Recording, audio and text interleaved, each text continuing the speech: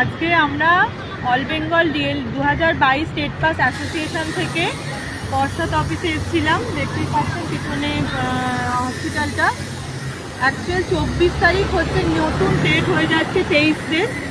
এরপরে আমাদের এখনও অবধি আমাদেরকে নিয়ে পর্ষদ কি ভাবছেন সেইগুলো বিভিন্ন আমাদের প্রশ্ন ছিল, সেটা জানার জন্যই আজকে আমরা এসেছিলাম।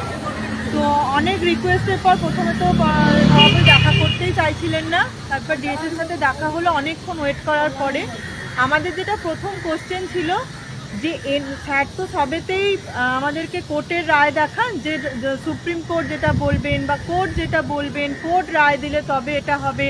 তো আমরা সেটাই প্রথম প্রশ্ন করেছিলাম যে এখন এবারে 2023-এ এনআইওএসকে কেন, যেহেতু সুপ্রিম কোর্ট থেকে এনআইওএসকে বাদ দিয়ে দেওয়া হয়েছে, 18 মাসের ডিএলএড এবং 2 বছরের ডিএলএড সম্পূর্ণ আলাদা বলে এনআইওএস ফ্রেশ রিক্রুটমেন্টে অংশগ্রহণ করতে পারবেন না। তার সত্ত্বেও তাহলে এনআইওএসকে অ্যাডমিট দেওয়া হচ্ছে কেন? তাহলে দেওয়া হচ্ছে নিশ্চয়ই কোর্টের রায় অমান্য করে। সেক্ষেত্রে তাহলে আমাদের যে নোটিফিকেশান দিচ্ছেন না, তাহলে আমাদের নোটিফিকেশান যে দিচ্ছেন না 2020-22-এর যে স্টের জন্য, 17-র সাথে 20-22-এর স্টের জন্য যেটা বারবার অজুহাত দেখাচ্ছে, তাহলে সেখানে হেমা কোহলি ম্যাম ভার্বালি সেদিন বলেই দিয়েছেন যে পর্ষদের এটা চান্স নিতেই পারে, পর্ষদ নিজের সিদ্ধান্ত করতেই পারে, এতে কোর্টের কোনো আপত্তি নেই। তাহলে কোর্ট বলা সত্ত্বেও উনি কেন আমাদেরকে নোটিফিকেশান দিচ্ছেন না? এনার উত্তর আমাদেরকে এটাই বলে যে এনআইওএসকে যে অ্যাডমিট দেওয়া হয়েছে তার প্রমাণ কি আছে। আমরা এরকম কয়েকজনের অ্যাডমিট আমরা তো সঙ্গে করে নিয়ে আসিনি, কিন্তু এনআইওএস এরকম কয়েকজন অ্যাডমিট পেয়েছেন, তারা কিন্তু আমাদেরকে জানিয়েছেন, কিন্তু আমাদের এটা ভুল হয়েছে যে তাদের অ্যাডমিটটা আমরা সঙ্গে করে নিয়ে আসিনি। 1 নম্বর। 2 নম্বর আমাদের পয়েন্ট ছিল যে উনি বারবার বলেন যে টেট মানেই রিক্রুটমেন্ট নয়, টেট মানেই চাকরি না। তাহলে আমাদের ভালো করে দেখবেন 2022-এর যখন নোটিফিকেশানটা দেওয়া হয়, একটা মিনিট দাঁড়াবেন, 2022-এ যখন টেটের নোটিফিকেশানটা দেওয়া হয়, সেই নোটিফিকেশানে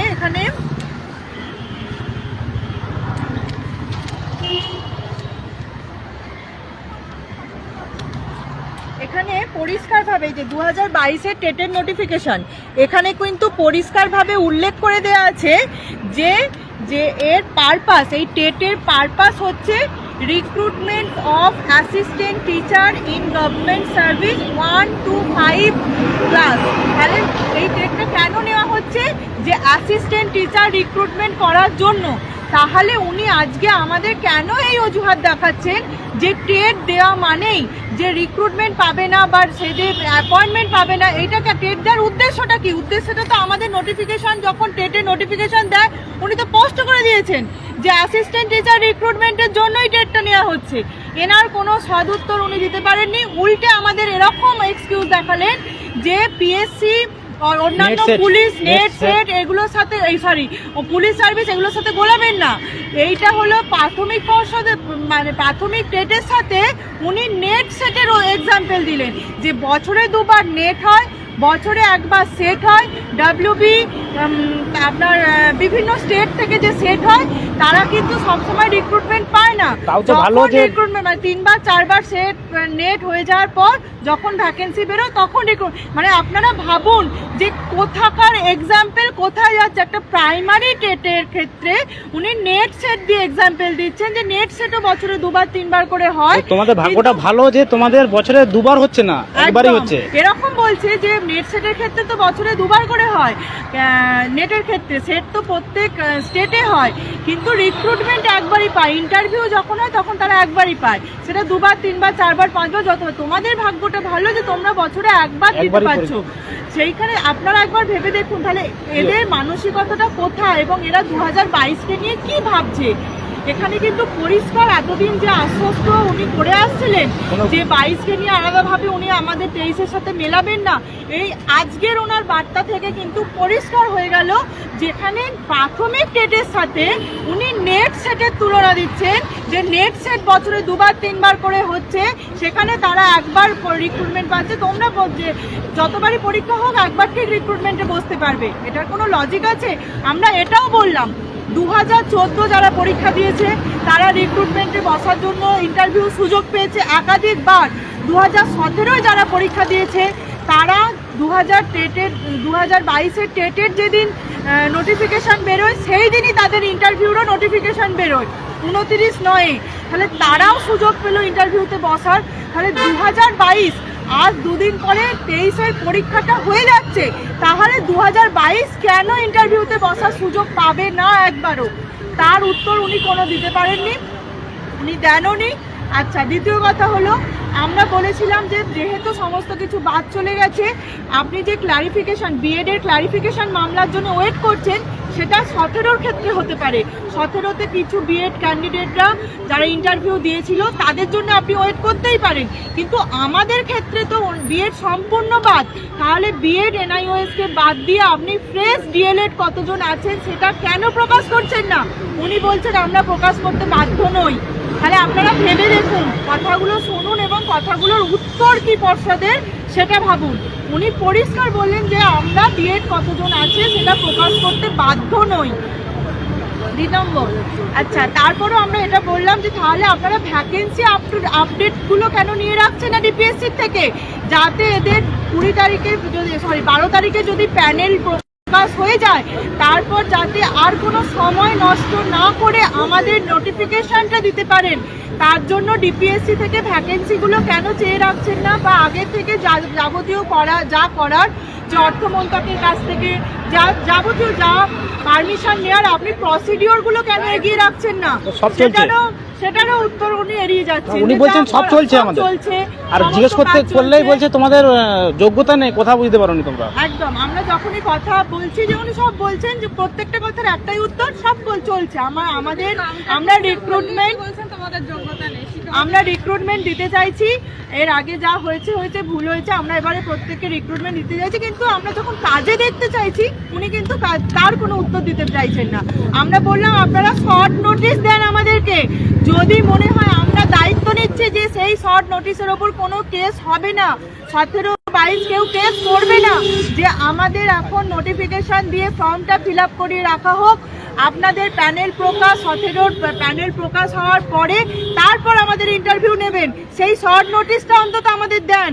আমরা দায়িত্ব নিচ্ছে যে কোনো কেস হবে না, উনি সেটারও পক্ষপাত করলেন না। উনি বললেন না, এইভাবে করা যায় না, একটা প্যানেল উনি সারাসার না বলে দিচ্ছেন। এবার আপনারা ভেবে নিন, পরিষ্কার কিন্তু যে ওনার কাছে কোনো প্রশ্নের উত্তর নেই এবং উনি কোনো কাজে কিচ্ছু করে দেখাচ্ছেন না। 23-এর টেট হয়ে যাচ্ছে, 23-এর টেট এবার রেজাল্টও বেরিয়ে যাবে। এবার কিন্তু আমাদের কপালে চরম দুঃখ, প্রত্যেক 22 স্টেট পাসকে আমি বলছি যদি এইভাবে নিজেরা ঘরে বসে থাকেন তাহলে চাকরি ভুলে যান, আর কিচ্ছু করা সম্ভব না। আমরা এটাও বলে এলাম যে স্যার, আমরা 17-র যে রিক্রুটমেন্টের একটা ছিল সেটাকেও দেখালাম, একটা মিনিট আপনারা দেখুন।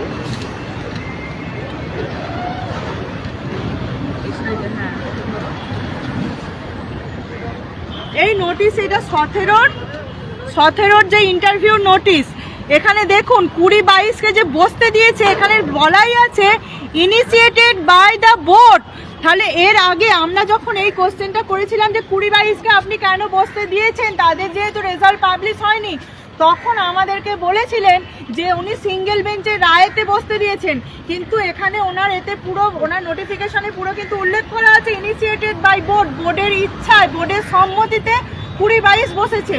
আমরা এই প্রশ্নটাই করেছিলাম যে বোর্ড যেহেতু এই 20-22-কে বসতে দিয়েছে এবং এই ব্যাপারে কেস হয়েছে, তাহলে বোর্ড পর্ষদ যুদ্ধকালীন তৎপরতার সাথে অন্যান্য কেসগুলো যেভাবে তৎপরের সাথে ওনারা লড়ছেন, তাহলে এই কেসটাকেও হেয়ারিং করিয়ে যেন 12 তারিখে জাজমেন্ট বের করা হয়, তার দায়িত্ব পর্ষদ নিক এবং 12 তারিখে যেন জাজমেন্ট বের করে যেন 17-র প্যানেল প্রকাশ হয়।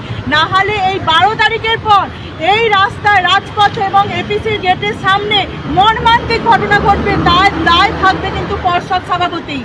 আমরা এরকমভাবে বলে এসেছি, আমরা যে ডেপুটেশন দিয়ে এসেছি সেই ডেপুটেশনের মধ্যে উল্লেখ করা রয়েছে যে 12 তারিখের পর যে মর্মান্তিক ঘটনা এই কলকাতা রাজপথে এবং পর্ষদের সামনে ঘটবে তার কিন্তু দায় থাকবে পর্ষদ সভাপতি। এবার আপনারা ভেবে নিন যে কি করবেন, ঘরে বসে থেকে লাইভ দেখবেন, এইভাবে আমরা রাস্তায় রাস্তায় ঘুরে বেড়াবো, নিজেদের চাকরির জন্য হকের জন্য ছুটে বেড়াবো, 50 জন 60 জন 100 জন মিলে আন্দোলন করব, সেইভাবে চাকরি পাবেন না সবাই মিলে রাজপথে নেমে চাকরিটা নিজেদের চাকরিটা আদায় করে নেবেন? কিছু বলবেন তোমরা? আচ্ছা, আজকে আমরা সবাই এসেছিলাম, একটু দেখিয়ে দিই, ঠিক আছে? সবাই এসেছিলাম আমরা 4 জনে মিলে। আমার যা বক্তব্য বলা হলো এখানেই লাইভটা শেষ করছি। অনেক মানে হ্যাঁ, অনেক সমস্যার পরে অনেক আশা নিয়ে এসেছিলাম, কিন্তু কোনো আশাতেই এখন দেখতে পাচ্ছি না। সত্যি আমরা কিন্তু আর নোটিফিকেশন পাবো বলে আমার মনে হয় না। তাই 23-এর সাথে যারা ইন্টারভিউ দিতে প্রস্তুত তারা ঘরে বসে থাকুন, আর যাদের সত্যি আমাদের মতো চাকরিটা খুব দরকার, যারা এত বছর বঞ্চনার পর একটা স্বচ্ছ টেট দিয়ে পাস করেছেন এবং একবার ইন্টারভিউতে বসতে চান এবং উপযুক্ত ভ্যাকেন্সি সহকারে নিজের চাকরিটা পেতে চান, তাহলে রাস্তায় নামুন। এটাই আমাদের শেষ পথ, ছাড়া উপায় নেই, এটা শেষ পথ আমাদের, আর কোনো উপায় নেই। শেষ পথ মানে এটাই শেষ পথ, আর কিন্তু কোনো পথ নেই। এখানে পর্ষদের কাছে এসে কিচ্ছু কাকুতি মিনতি করে কিচ্ছু লাভ নেই, কারণ ওনার কথা মতো আজকে পরিষ্কার বোঝা গেল ওনারা যেটা করার সেটাই করবেন। এখানে এসে লাইন দিয়ে দিলে, শুয়ে পড়লে, গড়িয়ে পড়লেও কিচ্ছু করবেন না। ওনারা যেটা করার, ওনাদের প্ল্যান যেটা চলছে সেটাই করবেন।